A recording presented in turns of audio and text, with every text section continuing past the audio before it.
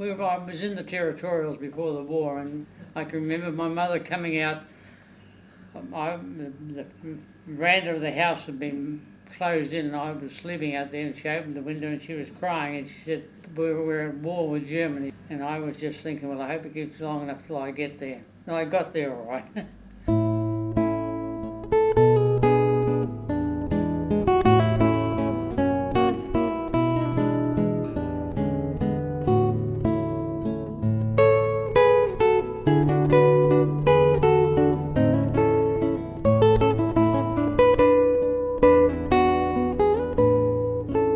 Welcome to Courage and Valour, the New Zealanders in the Italian campaign of World War II.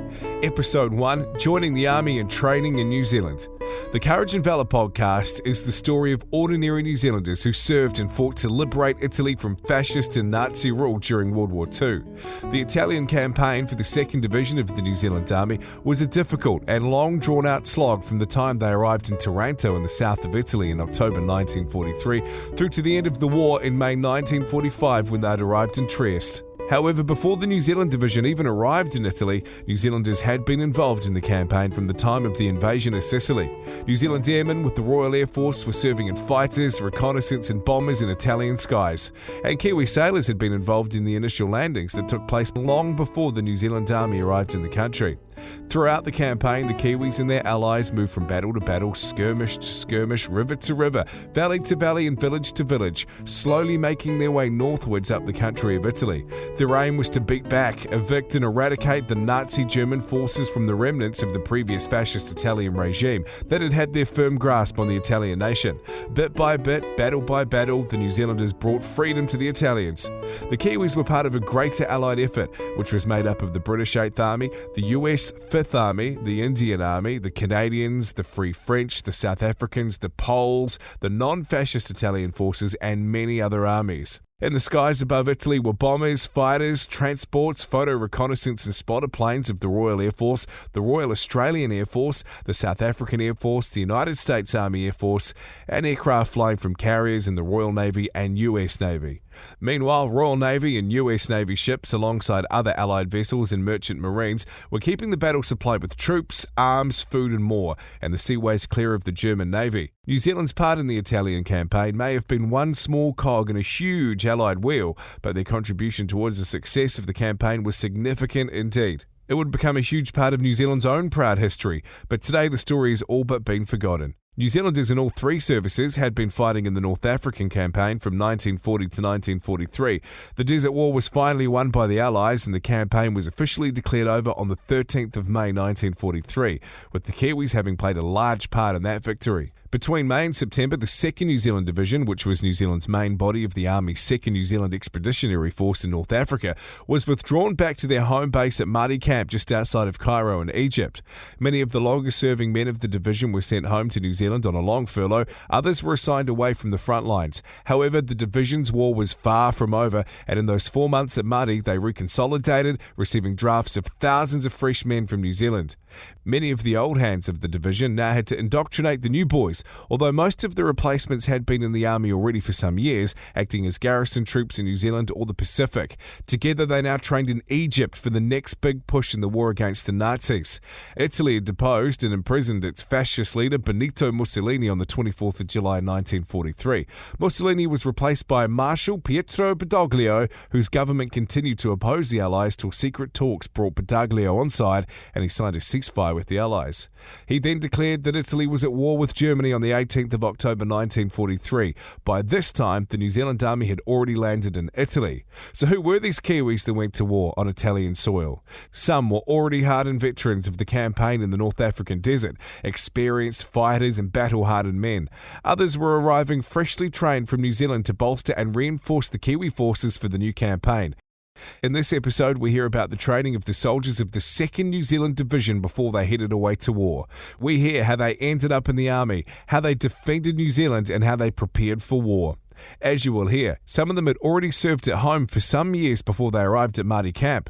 Others had seen action in the desert, and some were relative newbies to the army. One of the old hands who trained in New Zealand and saw action in North Africa before he went to Italy was Colin Murray.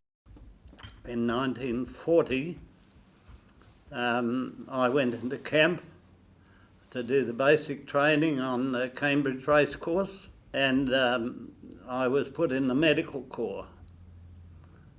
Quite a lot of young chaps that I'd played football with and been at school with, of course, the same age as me, they finished up in the medical corps too, and we did it a few days of learning how to put on splints and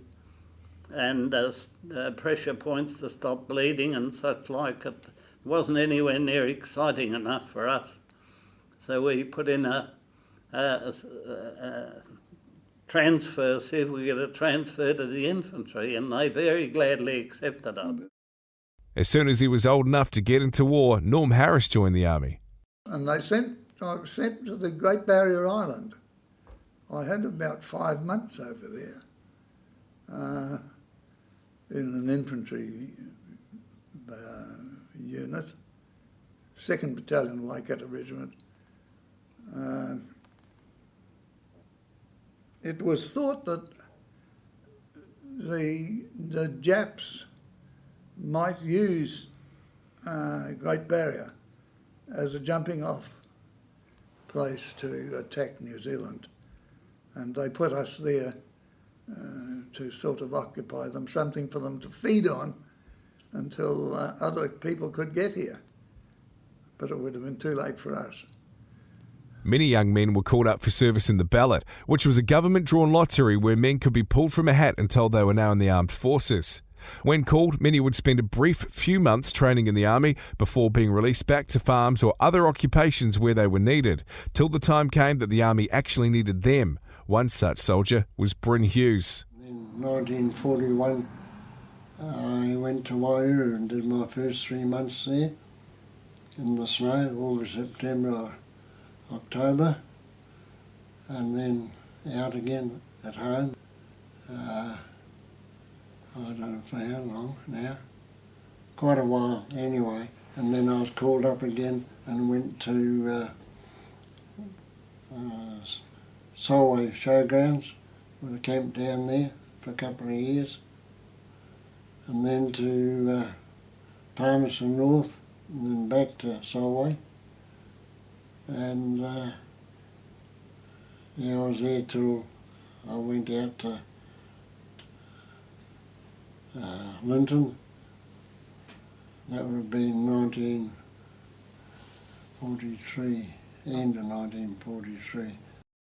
Most of those who entered the army had no real choice of what role they were going to play on the battlefront, such as Neil Scott, who found himself placed into a field ambulance unit. When I was called out, and it was the beginning of 42, to Buckle Street in Wellington, and the whole crowd there, of course, and they said, right, when your name's called out, you form over here. And once they'd called the whole lot out, they came to our group and said, right, you're the medical corps. We said, why? And they wouldn't tell us, but he did say, but the last lot they offered us, we rejected the whole lot of them. But I know that 3 of the guys that were in that group fainted every time they saw blood, so I'm not quite sure how they got on. But that's how I got into the medical corps. I was in camp at Johnsonville until my birthday on 1st of September, when they took out 12 of us who were all A grade, and we went up to Awapuni, and we went on final leave from there, but then went down to Trentham, spent another 5 weeks there before we sailed on the hospital ship Monganui. Ted Homewood, known as Bluey, had already joined the Royal New Zealand Air Force in early 1940. However, he was itching to get overseas and fight, and he felt he could accelerate his progress by switching to the army. One day, while on leave in Christchurch, he went up to an army recruiting booth and signed up. Within weeks, he was lined up at the wharf about to board a ship overseas for service with the 3rd Echelon. However, his wish was not to be granted just yet. He and several others that were quayside were pulled out of the lines of the boarding ships. He was discovered to be too young. He'd lied about his age when he had joined the Royal New Zealand Air Force. The army sent him back to Auckland, where he was initially manpowered into a factory, and after much protesting, he eventually made his way back to the army on home duties. So anyway, then I went into the 1st Hawks and went over to Hillcrest, and we were in the tents there. And then we went out wiring all the beaches at Takapuna and all that. We wired all that to keep the Japs back because they were supposed to come. And then we went out to Dairy Flat and all and pinched all the wire, the barbed wire up the fence. And, the conkies just go mad, but it wasn't our fault. So we wired all Takapuna Beach, and so the next thing I went to Narraneck on a commando course. This fellow used to be up in the bush, and he was what we had to do, and we in little bunches of 5, and we were all over the countryside. And marching course, and at night time, and then they'd give us what to do. You know, one part there we took the Silverdale post office and all this, and laugh, we went in there for late because they used to run the phone and all through there, you know. And we went in there all lacking, and Sheila screamed. She thought we were going in to rape her, you see. And anyway, we had old Crowbar, a married fella. We called him Crowbar because you used to have to done up with your gear, you know, whatever you're going to do. We used to have sticks of jelly to tie around the piles and all that. And we did this Rosedale Bridge and all that at Albany. Instead of having half a stick or a quarter of a stick of jelly to make a big bang, God, we had about 3 or 4 sticks. We just about blew the bridge down. All the planks come up and all this, you know. Oh, hell, we were just cowboys, eh? Anyway, where else would we go? Silverdale. We went into Silverdale pub and there and just listened to these fellas. And they said, I've laid these fellas up from Narraneck and we're going to go out to get them tonight and all that. That was us fellas. They were telling us, you know, this is what the home guard was. And so we sat up and hid in the bush, and the whole home guard come down, the boss and all was in the car, and he's there, and these fellas all marched behind like Captain Manimus, you know, and they marched out of town, and then we went uptown. And that's when we did the post office and that over, yeah. So anyway, we got there. So then we get up into Wairua there over the bridge and up, and we slept the night back up in there. And we all had 10 rounds at those days. When we went on leave, we all had 10 rounds. I suppose you had to knock over 10 Japs, and then don't know what you're going to do for ammunition, you know. Everybody had 10. We used to take the rifle home with 10 rounds. Anyway, we bowled a pigeon over there, because I didn't know what a pigeon was just about then. And we had that anyway. We had to live off the land. Like when we got up to Walkworth there, we were pinching the apples, living on apples and all this, because that's what we're supposed to do. And anyway, we got around. We got a fella. We managed to get some. They used to bring up the trucks with our info and all that, what we had to do, and we're there. And we managed to get a couple of gallons of gas, and we got it for the fella there, and he put us in his boat and took us right around there and down up to Walkworth. It was terrific going around there. I'll never forgot it. And so we got up there, and we got into the apple orchard, and we were in the packing room. And about 2 o'clock in the morning, they come for me. I had to go. I was going out. I went back, got back to Narraneck in the early morning for breakfast, and I've got to go on leave because I'm going overseas. Joining the army gave many men the opportunity to travel, one that they'd not had before. Harry Hopping of Te Awa Muri was among them. I was called up and I had to have a medical. I went to Waikato Hospital, had my tonsils out, and then I was called up, went up to Whangarei. Actually at that stage I was a real country bumpkin. I didn't even know where Whangarei was. So they put us on the train. There was quite a few of us at that stage. We got on the train here in Te Muru and up to Auckland. to the station up there. We started off about 10 o'clock in the morning here, and it was about 2 or 3 o'clock when we got to Auckland. We had to hang around in the Auckland station there for the train going up to Whangarei, which they call the Moorpork. I don't know. So we got on this train, and it used to stop at every little station and what have you. On the way up, we arrived up there about 3 o'clock in the morning. We got off the train at Kensington Park, and first thing we had our bedding. It consisted of a pack. It was like a bit like a wool pack, and it was handed to us. And they said over there, he said, was a pile of hay. He said, you fill that up, and so that was our bedding. And we spent the night there, and next day we were all got together and got our uniforms, and they said you'll be kept in Kensington Park under tents, but we had to put our own tents up. So this is where we did our training. We were in 1918 tents, which leaked quite badly. So when it rained, we slept on the grandstand. And of course the usual spit and polish. Our battalion commander was a chap named Charlie Mackesy. His common name for us was Ice Cream Charlie. Now, I wouldn't know how he ever got that name. Jack Hepburn was our company and company commander.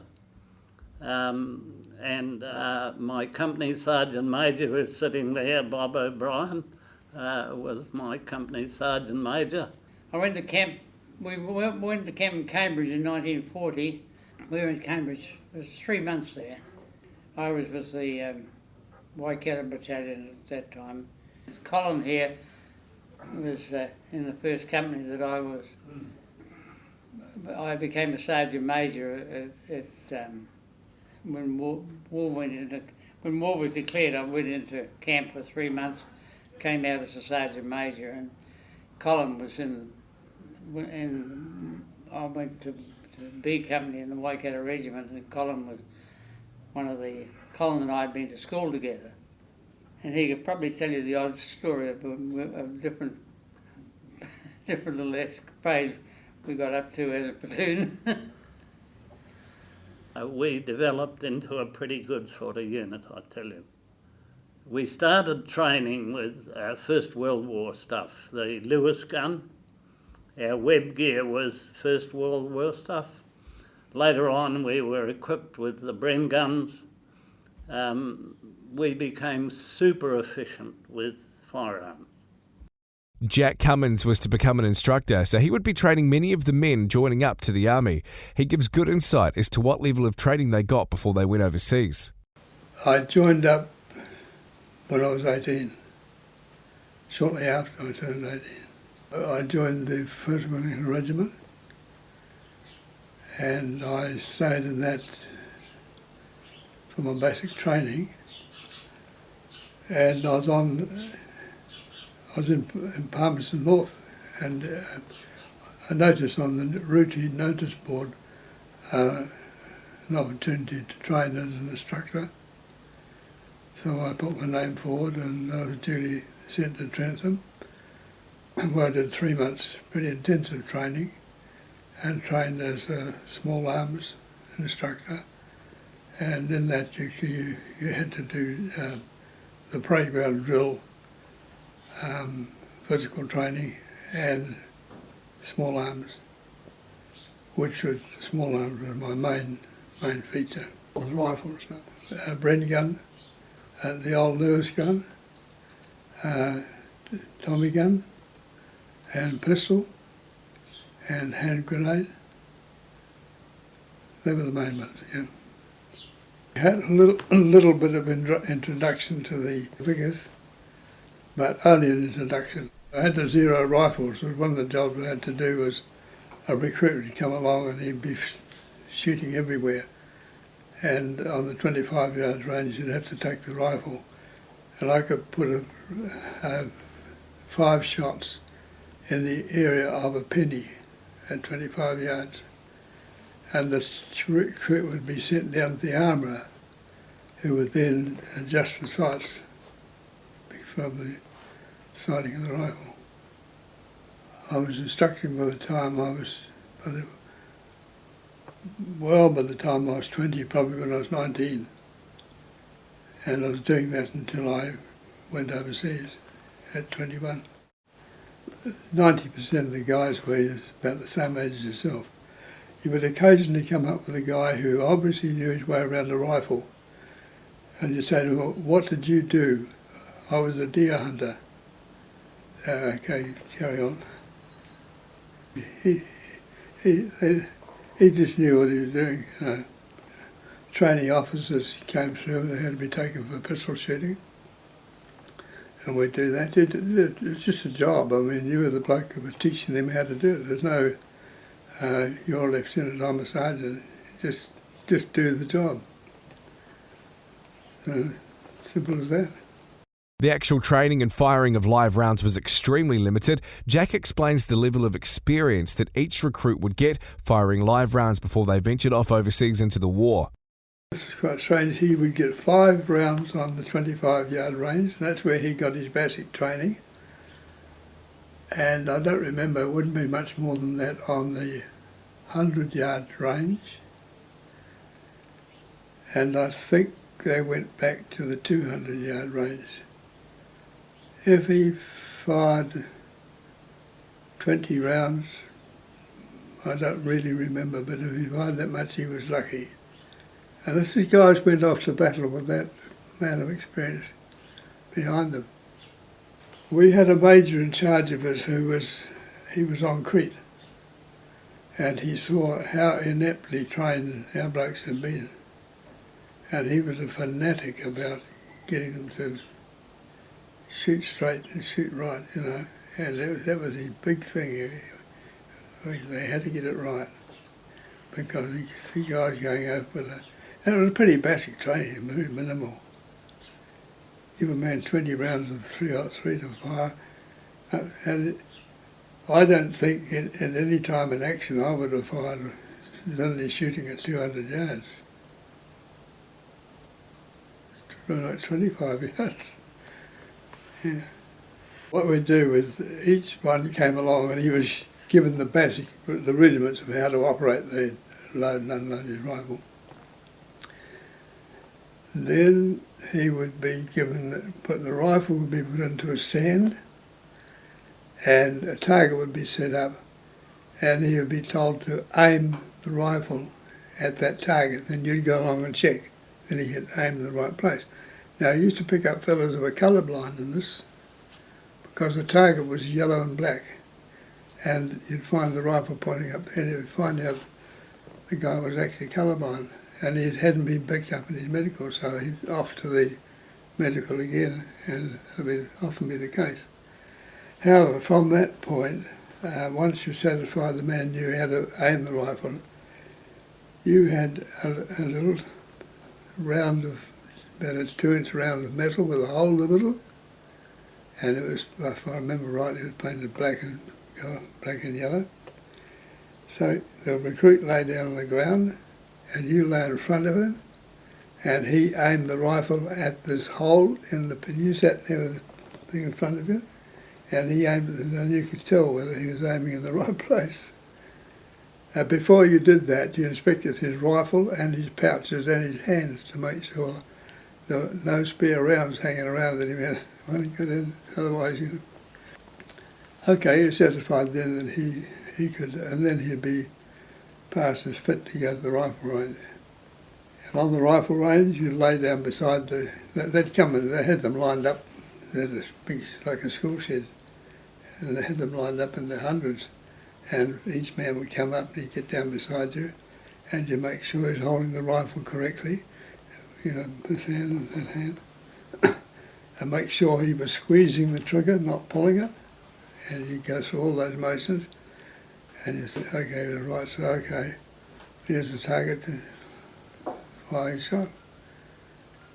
And when he had done, he took his target, so you'd find his target, you might have had there's the target, you might have had there's the centre, you might have had a whole group up there, So obviously his rifles, I mean, he's shooting all right, but his rifle's out of line.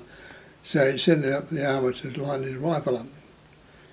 The other one would be probably not even hitting the target or scattered around the target. If he scattered around the target, he wasn't aiming right, he probably nerves and sort of thing. Because a lot of blokes would hold the rifle away from the shoulder thinking they'd avoid the kick, and that was the wrong thing to do because you come back, so that make sure they had it pulled right in tight. He just went through all those various motions, and the rifle was well out of line. You went and got it zeroed, and finally got him sort of, I would say probably about 80-90% of them got through all right, but there was always the odd one that, and he'd come back for another go. He'd find out why he was off the target. Was the rifle a way out? You would take the rifle from him at that point. I remember it's not very clear that I think he took the rifle over, and I would fire my five shots at the centre of the target, and I could say, well, there the rifle is, and he's aiming in the wrong place. I'm aiming right, and the rifle is going up that corner, and just little things like that, just sort of a daily routine, really. The range draw was pretty strict. Rifles were always pointing towards the butts, down, left, rifle in hand, turn around and wave around. And the loading and unloading was strict. So basically, when the man arrived at the rifle, at the butts, they had nothing in the rifle because he was given his clip of ammunition, he loaded it there. He fired his 5 rounds, you had the 5 shells, and he unloaded, and he went through the drill of unloading and marched away. So there shouldn't have been any. I had one near escape on the grenade range with a man who, in a grenade range, he went into a proper firing bay. It was all revetted with timber. And when the man threw his grenade, you said, right, down behind the parapet. And you put your hand on his shoulder to make sure he was down. And I have one character who didn't get down. I had my hand on his shoulder. He was down all right, but he was tin hat there, and he had about that much space. He was just peering through it. His liquid piece of shrapnel would come up and hit him straight between the eyes, and went round the side of his head. And it sort of knocked him a bit silly for a while. But I did. I had another man who froze on a grenade, and then he's got a live grenade in his hand. But until he lets it go, it's quite safe. So I just crack him on the wrist, and he'd release his hand. The grenade would fall outside the revetment, but in this case it didn't. It fell on top of the revetment. And we were handling, I think it was 3-second grenades. So he let it go on top. There's not a hope in hell of picking it up and throwing it. So straight behind his legs, shove him down like that. And the party was standing on behind me watching. And I just in one movement dropped this bloke to the ground, and then grabbed the party around the legs and put him on the ground. And all that, I suppose, 3 seconds. The grenade went off. And if the party had been standing there, he would have got it fair in the face. That was the sort of thing you had to be ready for.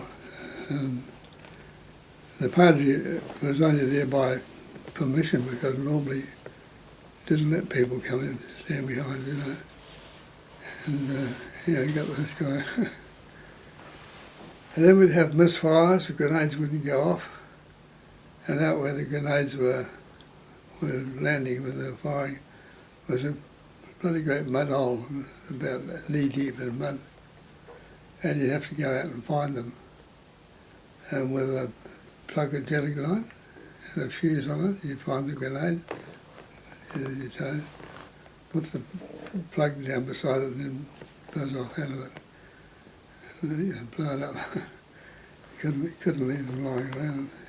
Tom McLennan's entry into the army was a little different from most of those who were called up for service. He explains how he ended up with a plum job. My old man George drafting. So he said something to me, and because he was in the Dad was the First World War. So anyhow, we came into Hamilton. We went to the RSA, well, Army headquarters or what. My old man met this bloke and they used to have a few drinks together occasionally. And said, "Oh, Tom's going to camp." And he said, "Oh, yeah." And he said, "What do you want to do?" I said, "Oh, I don't know." He said, "You know anything about milk?" I said, "Yes."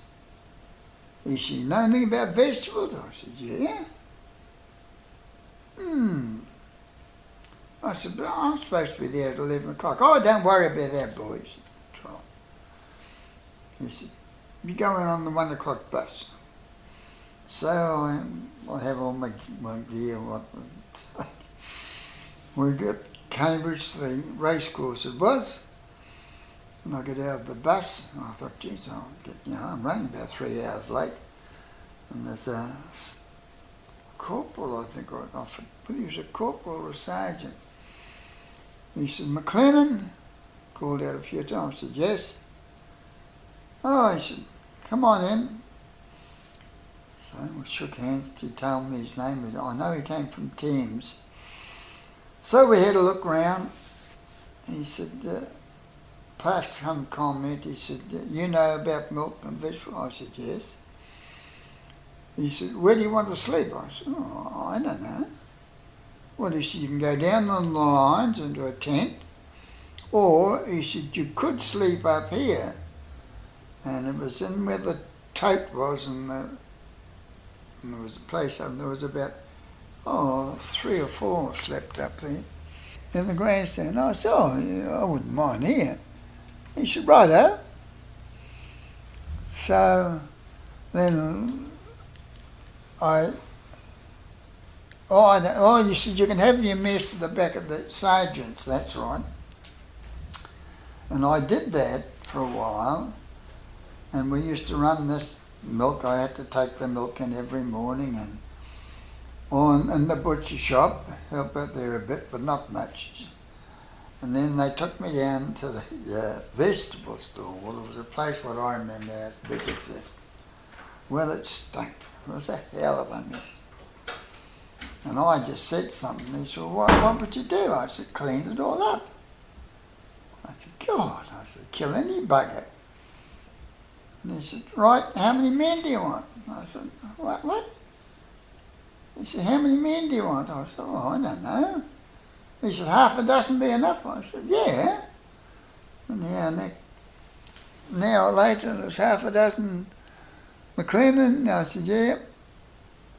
What have we got to do?" I said, "We've got to clean this bloody place out." And we threw out everything that was a bit off, and they put it into bags and took it away. And this chap came and he said, "Now what?" I said, "What's restocking?" "Good." So I don't know, somebody in Cambridge bought all the vegetables, fresh cabbages. And then I'd been there for about a fortnight, I think. Used to eat at the back of the sergeant's mess, and one night there was something going on. I've forgotten what happened, and I said, "What's wrong?" And they said, "Oh, we can't keep up." I said, "Oh, so I'll come out." So I went out and was serving on the sergeant's tables and that. And I got to know most of them pretty well, and I did that from then on. And then when I first went to camp, the Auckland Hauraki were also in Cambridge, and I don't know how many. My number was 930, if I remember rightly. So there'll be around 800 or 900 mounted rifles. Pat Green from Hamilton was another soldier who would end up fighting in Italy. He recalls his training in New Zealand, first with the Territorials and then with the Regular Force Army. We'd been mobilised and had 3 glorious months at Narrow Neck and 3 better months at Cambridge. And it was in the spring. It was lovely in Cambridge. Great town.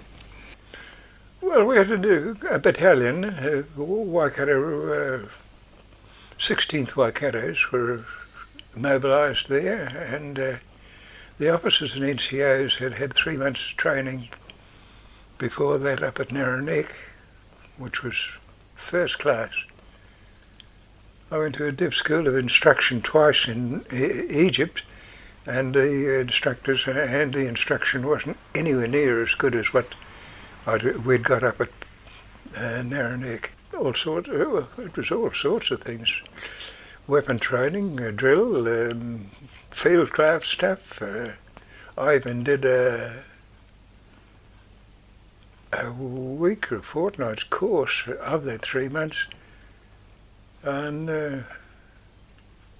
learning to be a quartermaster sergeant. It was a rather interesting job. I liked it. And when we went to Cambridge, they seemed to run a bit differently from other outfits. I was mixed up with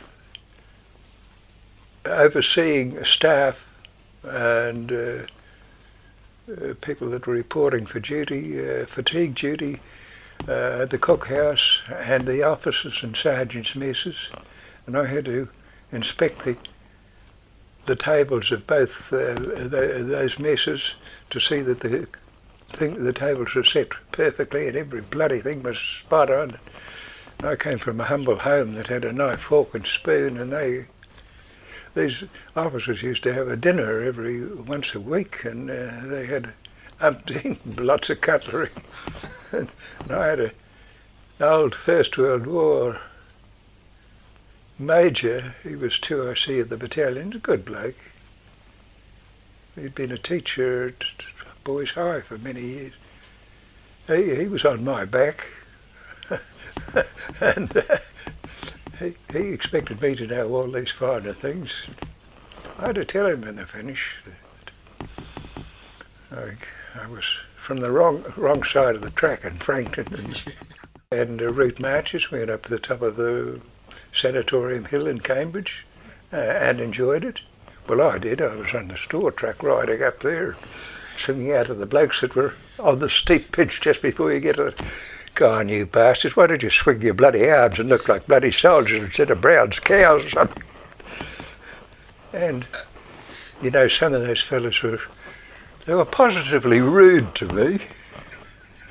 But as soon as we got up there, we put up trestle-top tables, and first thing we did was pour them out a chilled drink of orange juice or lime juice. They looked at lime juice with a bit of... there was a lot of bullshit about it from the First World War, and a lot of the blokes they weren't very likely to be having sexual intercourse or anything, but they weren't going to take any risks. One of my jobs was to stand outside the mess halls afterwards, and beforehand. You'd go through with the officer of the day, and there'd be about 12 blokes at a table. You'd call them to order any complaints, and the blokes would say no. And then when we went out after the meal, I had to stand near the slop tin to see that the blokes put the slops in the bloody bucket, 40-gallon drum, and that there was no razor blades or tea leaves in there, because this stuff was been contracted out to a pig farmer. And the officer was a young bloke that was standing outside me, and I said, "Have you noticed all those blokes that are tipping their tea out?" He looked for what? "My God," he said, "so they are." He said, "I wonder what's happened." Well, I said, "Ask him." I said, "You're not drinking your tea today, soldier?" No, I wasn't very thirsty." And another bloke said, "Oh, it's not worth bloody drinking," this sort of thing. I'd been through the mess beforehand, and I said to the blokes, "Watch it. I got that Kilcock in the bloody tea today." And there was those bloody jokers right, left and centre tipping the stuff out. And the officer, he didn't bloody know. No one told him. There was it bromide they put into it? It was nothing. Legend was from the First World War that lime juice was the stuff that did that. Oh, right. Possibly they served it to sailors in peacetime when they were on very long voyages, 5-month jobs, and might have had to tone them down a bit, I don't know. We were so keen that I remember even after we'd finished, after we'd had our tea at night, we would get out between the tent lines and drill one another. It sounds strange today, but we did. And strip a Brynn gun in the middle of the night in the darkness and then put it together and see who could do it the quickest and so on. We did an awful lot of route marching. From after Cambridge, we went out of camp for a short time and then went back into camp at Hopper. There for some time and then left there and went into another camp at Claudeland's Racecourse in Hamilton. And that's when we really started route marching. And on one occasion we marched out from Hamilton out through Wada across the Waipa River and along to Karamu. We did night manoeuvres with the local home guard and slept on the side of the road. Marched back the next morning, and the following day we set to and we marched to Auckland. That took 5 days, just sleeping on the side of the road each night. And our feet suffered dreadfully, of course, hobnail boots, carrying our rifle and haversack and all the gear. And I tell you what, we were a pretty sore lot when we first arrived at the camp at Papakura, but about a mile away we were met by the local Papakura Army band, and they played us into the camp. And it's amazing what a band does to you. So we went into Papakura, and we were there a fortnight, and the first contingent that had been in Fiji came back to Papakura, and they went on leave. But in the meantime, they'd kicked us down to Hopper, midwinter in bloody bell tents, and there was 12 of us in ours, which was about 6 too many. I'd been in one in Papakura, in Cambridge, where there was 2 of us. And you put your mess gear down somewhere alongside you in the bloody hut, and in the morning you couldn't separate the mess gear. The cutlery was frozen onto your tin plate, and your mug was too. It was a tin mug, and it was bloody cold in there. And there was no, being early in the war, there was no recreation. There was one recreation hut in Hopper, but that was for old blokes from the First World War that were guarding there was a big ammo dump and a tunnel there and that hill at the back of the parade ground and where we were camped.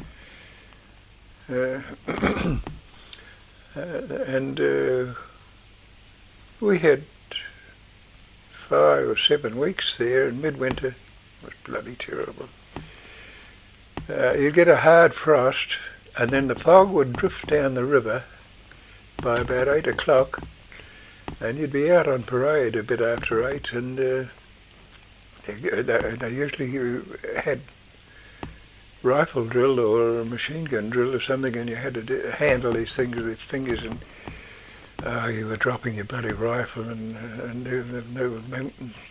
that meant you had to run up round the goalpost from one end of the football field to the other, and if you did it too slow you had to do it again, and this sort of bullshit. And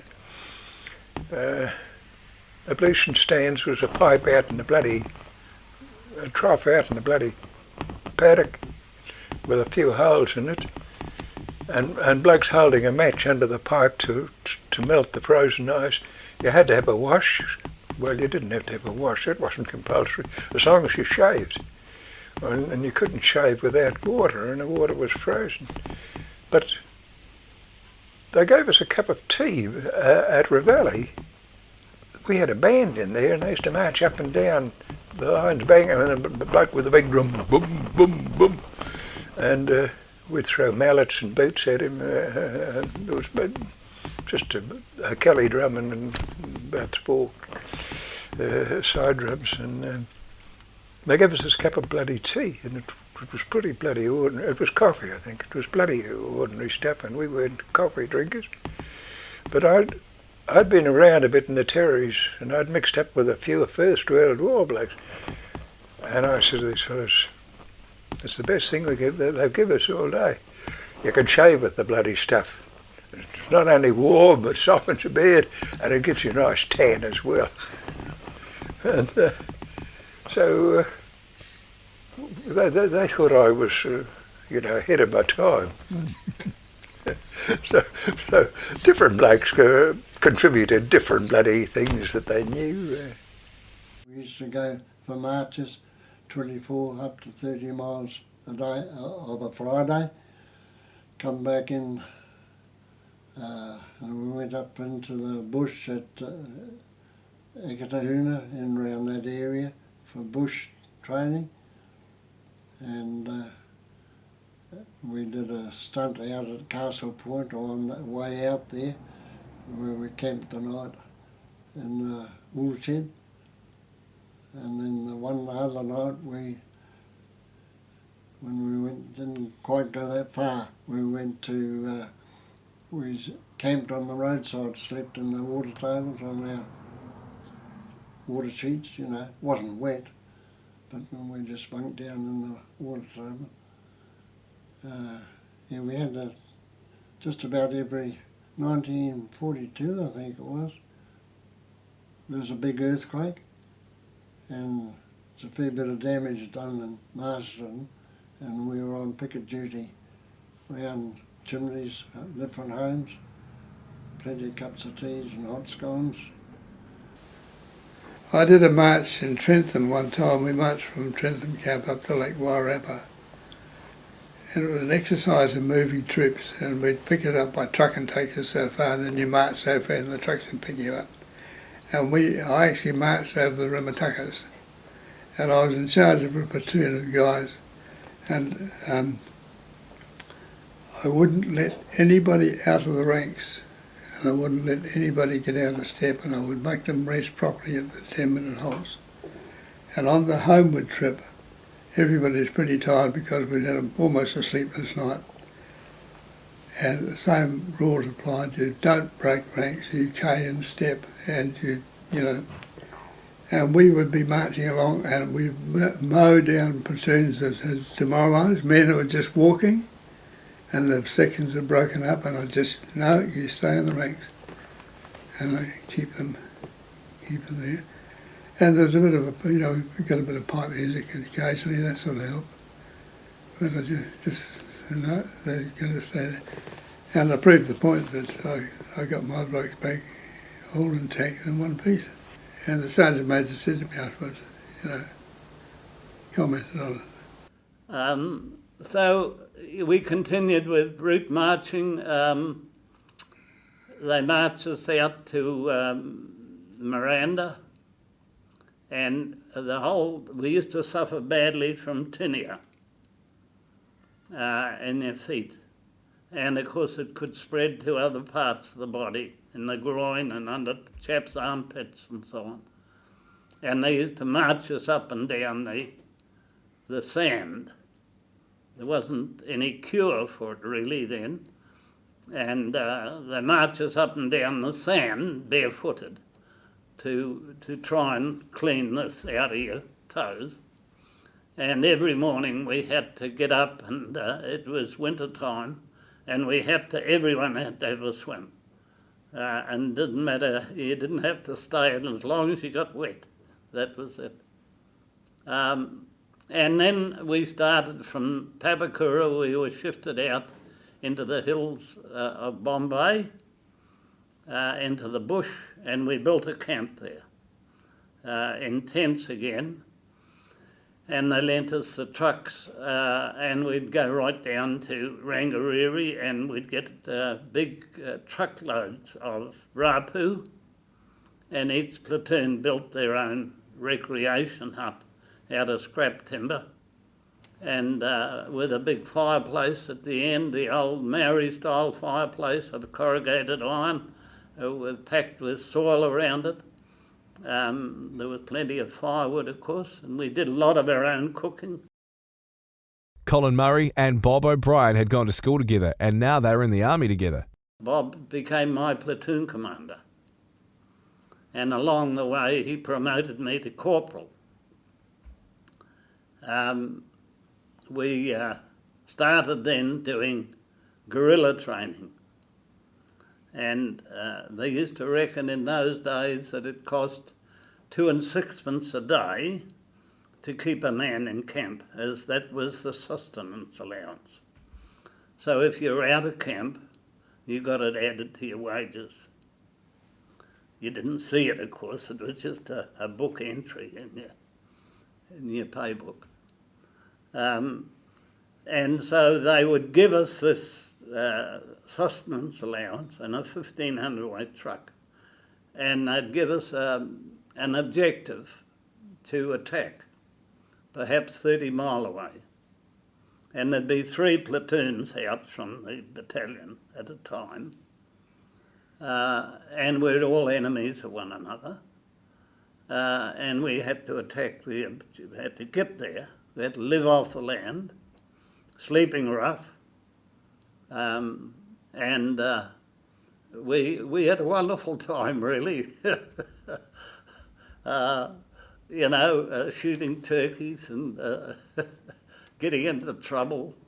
Bob will tell you the story how we blew up we were supposed to attack a country store, and we were all pretty proficient with using gelignite in those days. I'd grown up helping my father blast stumps out of the swamp. Also I'd done a course on explosives at Narrowneck Camp. We drove past this store one night and threw a plug of jelly out on the road, but of course the road was metal. So the jelly was supposed to signify that we'd attacked this store. But what we didn't realise was the metal was going to fly in all directions. It smashed all the front window of this country store. So that cost us all our sustenance to repay the store. But we did her on that occasion. I got permission from a housewife, was away down, and I said to the boys, I was a section leader, I said, I'll go down and see if we can, it's legal to shoot some of these turkeys. There's a big mob of them. It's quite a big sheep farm, I think.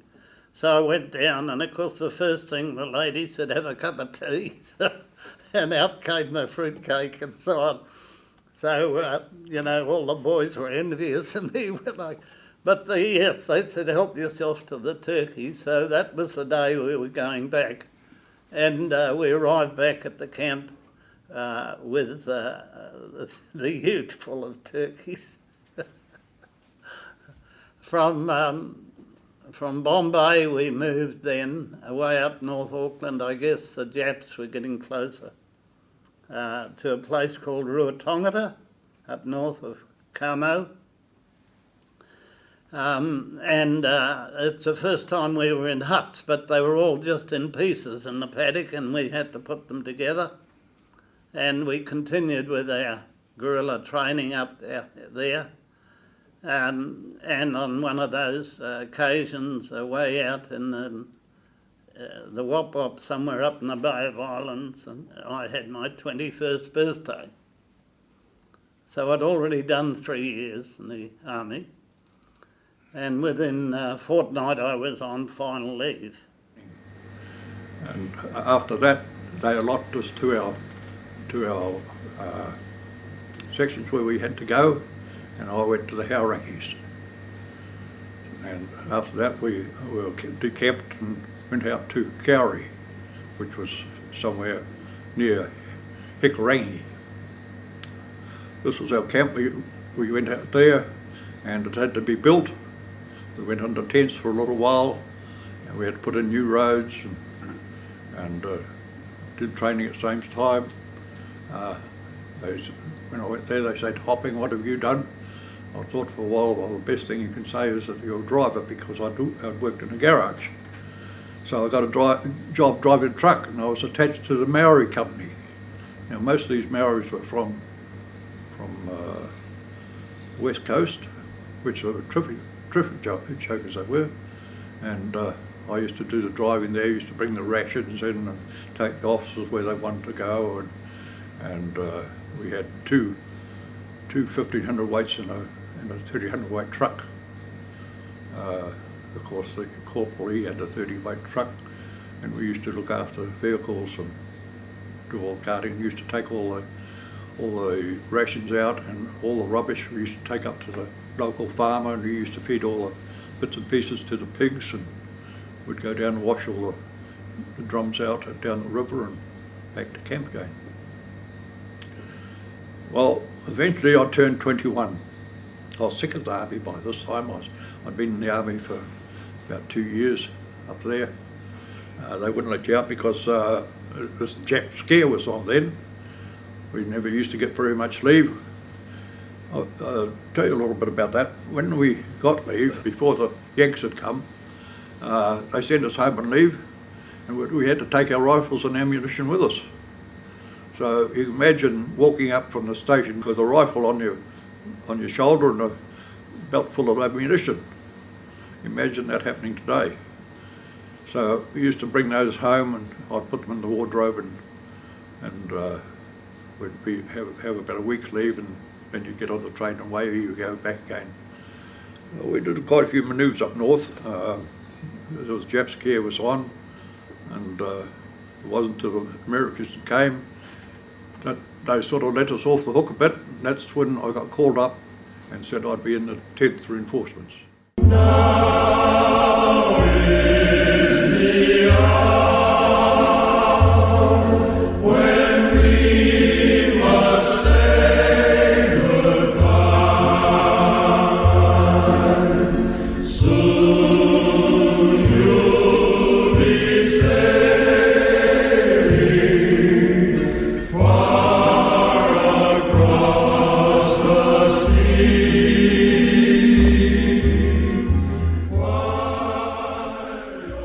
The next episode of Courage and Valour is entitled Into Italy, Into Battle.